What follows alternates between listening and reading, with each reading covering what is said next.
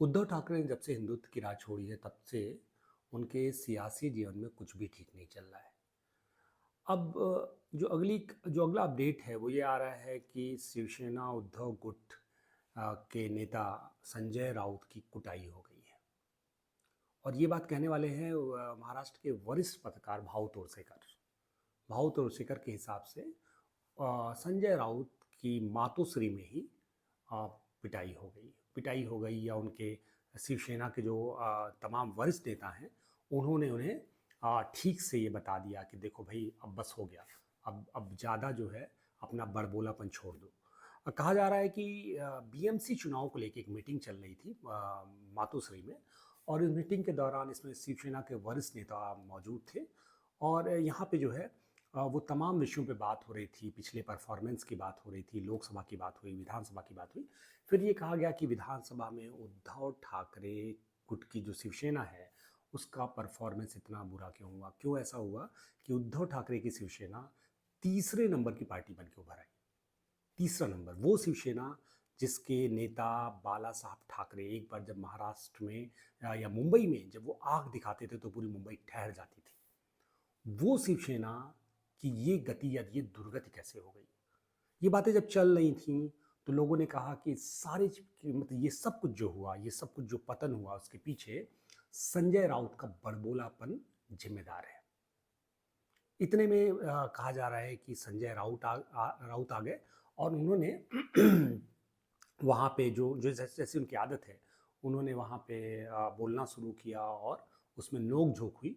और नोक झोंक के बाद जो है कुछ वरिष्ठ नेताओं ने संजय राउत को मतलब को वहाँ से अलग लेके चले गए उस मीटिंग से। और उन्होंने कहा कि अगर ये यहाँ पे रहेंगे तो मीटिंग करना संभव नहीं होगा। और उसके बाद जो है भाऊ तोरसेकर का ये कहना है कि इन नेताओं ने संजय राउत की कुटाई कर दी। खैर बाला साहब की जो बगिया थी ना वो बहुत मेहनत से बाला साहब ने लगाई थी। वो बगिया जिस बगिया में हिंदुत्व का पौधा उगा था। अब उद्धव ठाकरे ने मतलब उस अब दुर्भाग्य है कि बाला साहब की उस बगिया में ऐसे विषबेल भी उगाए थे संजय राउत टाइप के। अब उद्धव ठाकरे ने क्या किया कि वो जो बाला साहब की जो बगिया थी ना, जिस बगिए की सौंदर्य था हिंदुत्व, उससे एक दूरी बना ली। और उसका ये दुष्परिणाम है जो आप देख रहे हैं। अब कुछ भी हो, हालांकि ये तो देखिए ये जो बात है जो भाऊ तुलसीकर बोल रहे हैं उस बात में जो भी सच्चाई हो ये तो कुछ कहना बड़ा मुश्किल है। लेकिन जाहिर सी बात है वो बहुत क्रेडिबल फेस हैं और बहुत वरिष्ठ पत्रकार हैं। अगर वो ये बात कह रहे हैं तो कोई बहुत बड़ी बात नहीं है। और कहा जा रहा है कि बहुत ज़्यादा नोक-झोंक हुई। लोगों ने कहा कि ये ठीक नहीं है। आपके बड़बोलेपन की वजह से लगातार उसका खामियाजा शिवसेना उद्धव गुट को मतलब उठाना पड़ रहा है। और ये सब कुछ भी जो हुआ वो उद्धव ठाकरे के सामने हुआ। इसका मतलब उद्धव ठाकरे वहाँ मौजूद थे। अ, संजय राउत को जब मतलब के साथ ये सब हुआ। अच्छा, हाल ये कहा जा रहा है कि उद्धव ठाकरे सिर्फ देख रहे थे और शायद कहीं ना कहीं उद्धव ठाकरे के लिए भी ये एक संकट तो है ही। जो संजय राउत का बड़बोलापन है वो उद्धव ठाकरे के लिए खुद भी एक तरह से सियासी संकट की तरह हो गया है।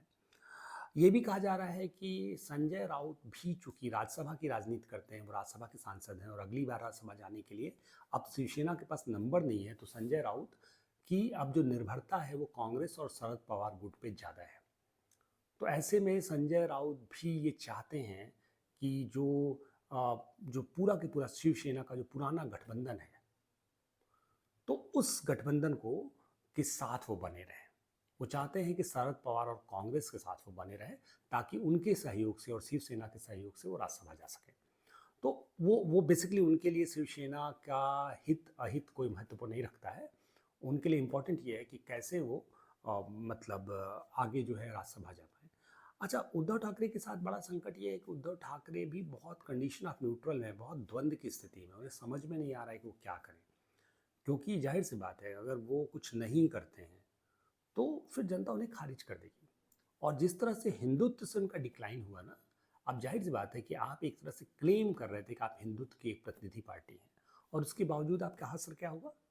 आपने उन लोगों के साथ एक तरह से गठबंधन कर लिया जो आपकी राजनीति के दूसरे ध्रुव पे खड़े थे। जाहिर सी बात है जनता ने बिल्कुल खारिज कर दिया। और महाराष्ट्र की जनता है वो महाराष्ट्र की जनता जो महाराष्ट्र की जनता इस अस्मिता के नाम पे उद्धव ठाकरे को वोट देती थी।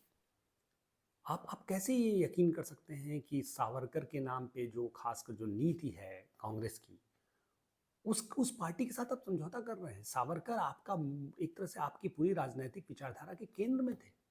हिंदुत्व तो आपकी राजनीति के केंद्र में थी। तो अब जनता को भी लगने लगा कि कहीं ना कहीं सत्ता के लिए उद्धव ठाकरे ने एक तरह से जो जनता का खुद का विश्वास था उसके साथ समझौता कर लिया, उसे दूसरों के हाथे सौंपने की कोशिश की। जाहिर सी बात है, लेकिन अभी जो संजय राउत के बारे में बात आ रही है कि संजय राउत के खिलाफ एक तरह से शिवसेना उद्धव ठाकरे गुट में एक विरोध या एक प्रतिरोध शुरू हो गया है। ये एक तरह से ये एक मैसेजिंग है उद्धव ठाकरे के लिए भी। जो शिवसेना के नेता आज संजय राउत के खिलाफ खड़ा हो सकते हैं, कल वो उद्धव ठाकरे के भी खिलाफ खड़ा हो सकते हैं। और ये उद्धव ठाकरे को इस संदेश को स्पष्ट समझना होगा। अगर वो ये नहीं समझ पाते हैं तो जाहिर सी बात है कि उनके लिए सिर्फ पार्टी नहीं जाएगी। अभी तो जो उनकी स्थिति हुई है। अगर वो वापस हिंदुत्व के विचारधारा पे वापस नहीं लौटते हैं तो जाहिर सी बात है उद्धव ठाकरे के लिए आने वाला समय बहुत कठिन होगा। अब संजय राउत जो है वो शरद पवार को एक तरह से उनकी प्रशंसा लगातार कर रहे हैं, सार्वजनिक तौर पे लगातार उनकी प्रशंसा करते दिख रहे हैं। संजय राउत लगातार उद्धव ठाकरे मतलब इस बात के पक्ष में हैं कि उद्धव ठाकरे कांग्रेस और शरद पवार की पार्टी के साथ अपना गठबंधन जारी रखें। लेकिन वहाँ बहुत स्पष्ट कह दिया है शिवसेना के जो वरिष्ठ नेता हैं, उन्होंने कहा कि शिवसेना को महाराष्ट्र में अकेले अपने दम पे चुनाव लड़ना चाहिए। खासकर जो बीएमसी का चुनाव है उस चुनाव में उन्हें किसी से समझौता नहीं करना चाहिए। उन्हें बीएमसी में अपने दम पे ताल ठोकनी चाहिए। जाहिर सी बात है महाराष्ट्र की राजनीति में जो बहुत बड़े बदलाव आ रहे हैं और उद्धव ठाकरे के लिए सबसे बड़ा जो संकट है, इस पूरी समस्या को कैसे वो ओवरकम करते हैं। क्योंकि अब तो एक तरह से उनकी पूरी की पूरी जो राजनीतिक जो एक तरह से परंपरा है जो बाला साहब से उन्हें मिली थी, वो एक तरह से एक ऐसा उस पर दाग लग चुका है कांग्रेस और एनसीपी के साथ जाने पे, जिसमें जनता ने उनको बिल्कुल नकार दिया। विधानसभा चुनाव में बहुत बड़ी बात है तीसरे नंबर पे पहुंच जाना एक ऐसी पार्टी की, जो पार्टी मतलब आप सोचिए ना कि आज स्थिति ये है कि जो पार्टी महाराष्ट्र या मराठियों की प्रतिनिधि पार्टी थी, जिस पार्टी के नाम पे कहा जाता था कि मतलब मुंबई ठहर जाती थी, बाला साहब का लोगों ने दौर देखा है। देखिए इस देश की राजनीति में एक बात लोगों को समझना होगा, खासकर जो मुख्यधारा की जितनी भी पार्टियां हैं, इस देश की राजनीति के केंद्र में हिंदुत्व है। आज कांग्रेस और शरद पवार की दुर्गति क्यों हुई? आप कैसे इस चीज को खारिज कर सकते हैं? किसी भी पॉलिटिकल भारतीय जनता पार्टी में कोई सुरखाब के पड़ नहीं लगे हुए हैं। भाजपा इसलिए सत्ता में नहीं आ जाती कि बहुत महान काम कर रही है। भाजपा वैसी ही है जैसे कांग्रेस या बाकी पार्टियां हैं।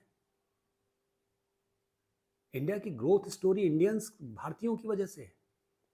लेकिन हाँ, भारतीय जनता पार्टी के साथ एक बहुत स्पष्टता है, वो बहुत क्लैरिटी है उनके पास।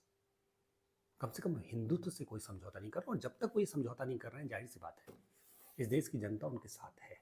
इस देश में मेजॉरिटी जो पब्लिक है वो भारतीय जनता पार्टी के साथ है।